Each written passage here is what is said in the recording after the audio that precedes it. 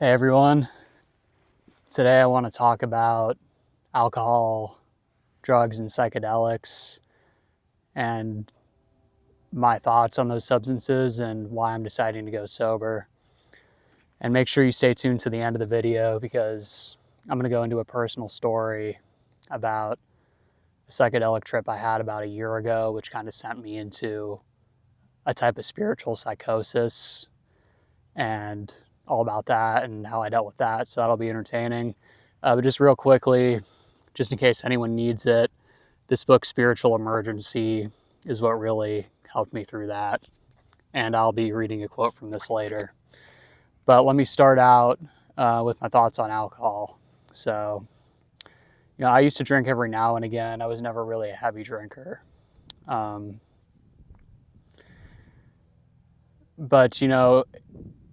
in retrospect, why do people drink?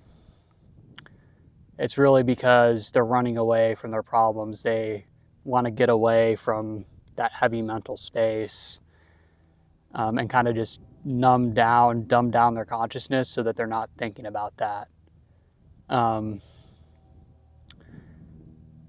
recently, like a week ago, I had a drink for the first time in a long time, a couple drinks, and I was just wondering, why did I ever like this? And what's the point in it? Because I really just felt myself coming down from that state of clarity into a lower level of consciousness and just kind of feeling lethargic and not like myself. So I really don't enjoy that feeling anymore. But for someone who's in the thick of a lot of mental issues, it can be an escape. However, as you grow, you'll learn that at least I've learned, that it's much more productive to sit and deal with those issues than to run away from them. And also, none of this, this is all just my opinion and my insights on these issues. Make your decisions and do whatever you feel is right for you. But those are kind of my thoughts on alcohol. And it's also interesting looking back, because I used to think, I need to have a drink to go out and be social and talk to people in social situations and loosen up. But just thinking on it now, it's like, why would I want to put myself in that dumbed down state, in that lower state of consciousness, to feel like I'm able to interact with people? It's just, actually, if I was in a neurotic state then, that I really wasn't able to open up and I was really shy. So that's why I felt like I needed it. But realistically, you're going to be much better at interacting with people in the sober state when you have that clarity, in my opinion. So those are my thoughts there. So now I'm going to move on to talking about weed, because that was actually something that I struggled with for a while, being addicted to it at certain points in my life here and there. And that was something that I used as a crutch, kind of the same as alcohol. I used that was what I really used as a crutch to run away from my deep emotional issues instead of healing them. But weed, it's also a little different holistically, I feel like, because moderate use can kind of put you in a state of presence and almost a pseudo-spiritual state, if that's how you use it. But so it can be a useful tool to maybe, take someone out of that logical mind and just put them more into the present moment, and, be a good stress reliever. And it doesn't have as many negative health consequences as alcohol. But still, for me, I just found that, something that could have been a useful tool just turned into a crutch and turned into an addiction. So be careful about that there. And, weed affects everyone in different ways. Some people, they feel like it really puts them into that creative state. For me, realistically, what it does is just makes me lazy and not want to do hard work, especially when I'm in those addictive patterns to it. So that's something that I'm committing to cutting out and going sober. So I think that's about my thoughts there. And then now I'm going to go into psychedelics. And this one's a little bit different because, in my opinion, psychedelics have a place for certain people at certain points in their lives that can be a real good spiritual tool to connect with the source spiritually, to connect with God, to have insights about your life, and to work through trauma. Even in therapeutical settings, stuff like mushrooms or some other psychedelics could be used and have great benefit. So, my experience with them is at first, when I first started using them, I was doing them immaturely, like going to a concert type of thing, or like hanging out with friends. And like that was before I really got into spirituality and saw the benefit of what these can do for you. And that was like, okay, I guess it was fun, but I really don't think psychedelics should be used in that way. I think they should be used with a respect for the substance. And if you're going to use them, it should be used as a tool for introspection and spiritual growth. Um, and then, as I matured, I really just started to use these substances as, okay, I have a question I want answered. I want to connect with the source. I want to see what the substance of reality is. Or, I want this certain trauma from my childhood. I want to work through that and see if I can identify the root of some of these unconscious patterns I have. And it has been really helpful. But the thing is, those psychedelics can put you in a really high state of consciousness and show you what the potential for your consciousness is. But what a lot of people fail to realize is that you can access those states of consciousness while you're sober. That's the true goal, is that's the use of psychedelics, in my opinion, is to show you the potential that's dormant within yourself. And once you've seen that potential, then to work to integrate what you've learned and to embody that, instead of just waiting for the next psychedelic trip to feel that. And the one good thing about it compared to alcohol or weed is it's generally not as addictive. People can become addicted to anything, but with psychedelics, you have a deep trip and you kind of feel like you went through a lot and learned a lot, and you don't have the craving, at least for me, you don't have the craving to go do that the next day or even the next week or the next month. You'd want to wait a bit before doing that again. However, that being said, at this point in my development,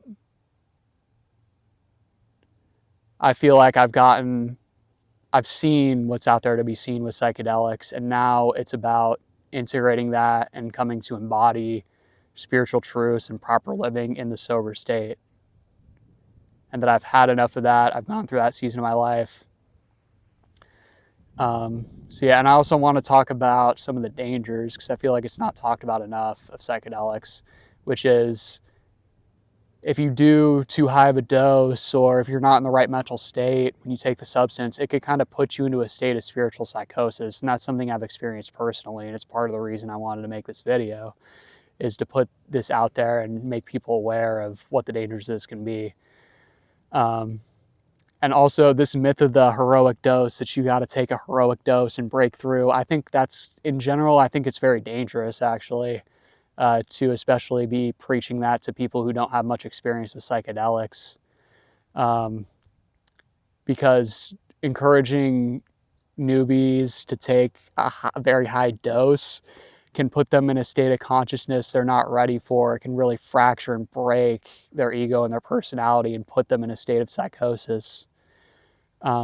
It's very possible that can happen, and it's not a fun state to be in. So that being said, let me now get into my story, and I'm also going to touch upon some content from this book and read a quote from it. So let me see, how do I want to start this out?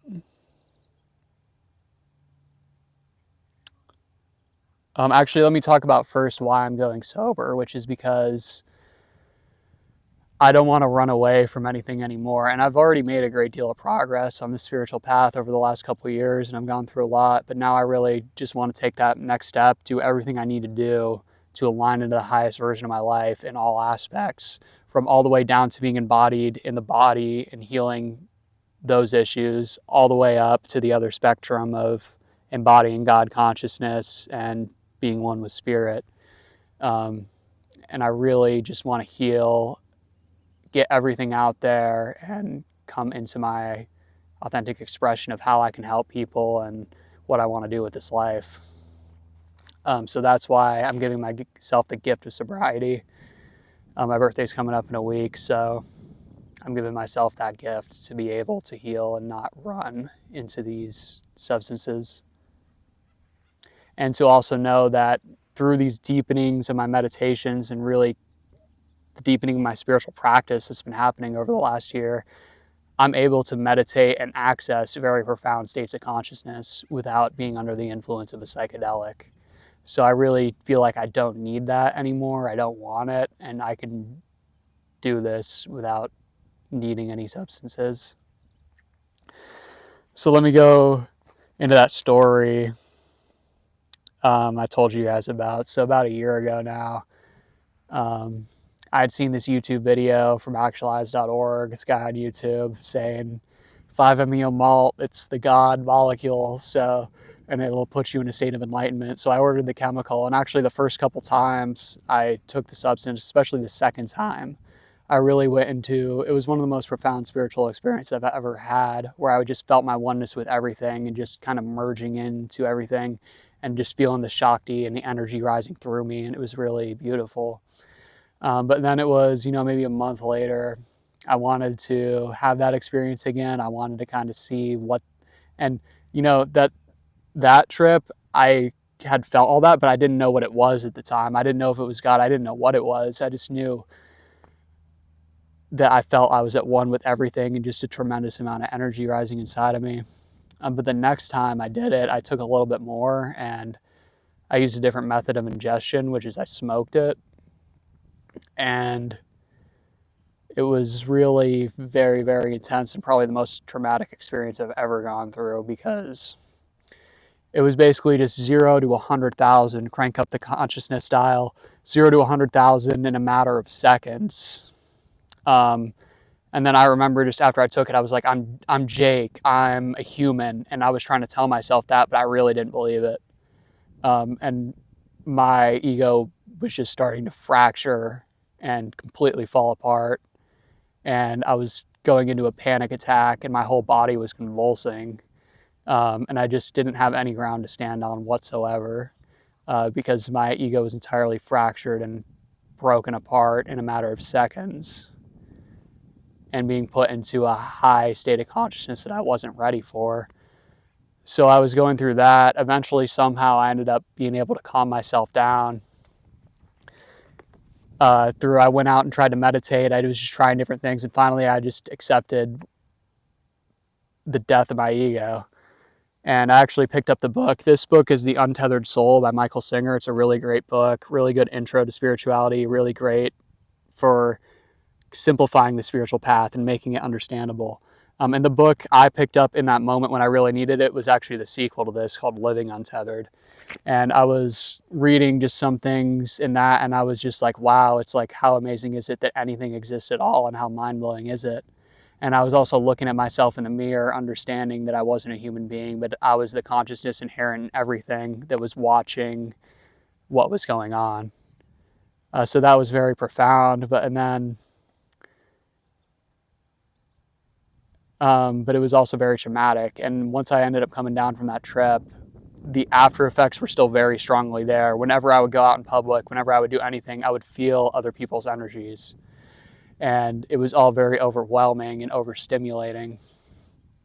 And also ever since then, and especially during those months, my third eye was just popping off. There was just a lot of sensation there, and it was strong to the point of being painful or uncomfortable. And that was really the first time my third eye opened. And I think it's just like, it was just too much at that point. And I think over the coming months, at this point, I kind of see what happened. It was a blessing, because I think it kind of evolved me years on the spiritual path. But that, again, I wouldn't do it again, and I wouldn't recommend it to anyone, because that state, when the ego first fell apart, it's like a primordial fear. I've had near-death experiences before, but this was actually much, much worse and much more frightening than actually dying, which is crazy to say, but like being put and just thrown into that was like a primordial fear, really. But yeah, the coming months and weeks were just like kind of uncomfortable and kind of learning how to deal with this heightened state of awareness and feeling of other people's energies. And it's like now when I go certain places to certain events with a lot of people, it can be very overwhelming and overstimulating with everything that's going on. But I'm learning to how to deal with that and how to kind of just stay present within there and be okay with that. Um, so that's that story. But now I want to talk about this book, Spiritual Emergency, because actually, when I was going through that period of kind of a light spiritual psychosis after that trip, I had remembered seeing this book on a YouTube video. This guy, Jordan Thornton, I'd highly recommend him. He's really good. But I just a couple weeks before I saw him mention this book on one of his videos, and so I picked this book up and just reading this and seeing within it, being able to identify what was happening to me, which I believe was the beginning of a Kundalini awakening, what was actually happening after reading this book. And just a lot of the insights and the confirmation that you're not crazy. What you're actually going through is a good transformative process. And, I wouldn't recommend anyone go about it the way I did. There's a lot more healthier ways to go about and generate insights as you're ready for them and slowly come into that expanding consciousness and awareness. But at the same time, like the ego dissolution can be painful, and there's probably going to be points where it's very difficult to balance that spiritual and material aspect of your life. And a book like this can really help.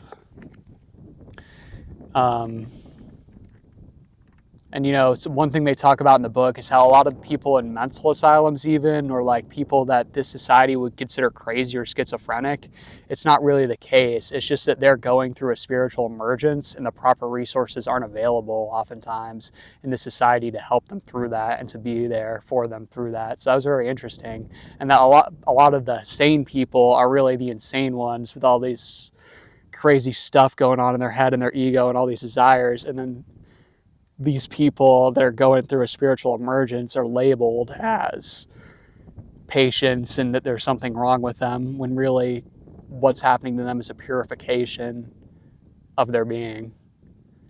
So now when I pulled out this book, I flipped to a page and I had a highlight that I thought was actually really applicable to this conversation. So I'm just going to read that. So here it goes. There is a prophecy in Amos that there will be a time when there will be a famine in the land, not a famine for bread, nor a thirst for water, but of hearing the words of the Lord. That time has now come to pass. It is the present age.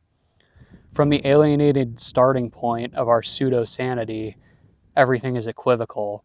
Our sanity is not true sanity. Their madness is not true madness. The madness of our patience is an artifact of the destruction wreaked on them by us, and by them on themselves. Let no one suppose that we meet any more true madness than that we are truly sane. The madness that we encounter in patience is a gross travesty, a mockery, a grotesque caricature of what the natural healing of the estranged integration we call sanity might be. True sanity entails, in one way or another, the dissolution of the normal ego, that false self completely adjusted to our alienated social reality. The emergence of the inner archetypal mediators of divine power, and through this death, a rebirth, an eventual reestablishment of a new kind of ego functioning. The ego now being servant of the divine, no longer its betrayer. So yeah, I mean, this book's just full of profound stuff like that. And then, yeah, just one last thing I wanted to touch on is that when you're going through a spiritual emergency, or when you even just spiritual awakening, and it's not as much of an emergency, it can be really difficult to manage the spiritual and the material aspects of life, because the way you're living your material life, a lot of the habits and ingrained patterns that you have is not in alignment with the higher spiritual truths you're now downloading. So it can be really difficult, and it's not in alignment with the society and their ingrained patterns. But over time, the realization that I've came to is it's really all part of the same process. The spiritual bringing the material life into alignment with spiritual values is a big part of the process. And so really it's all one, aligning your mental, spiritual, and material life in an authentic way, in a healthy way, in a non-neurotic way. That's what it's all about. So yeah, I think that's about all I had to say. I hope this was useful, and good luck out there.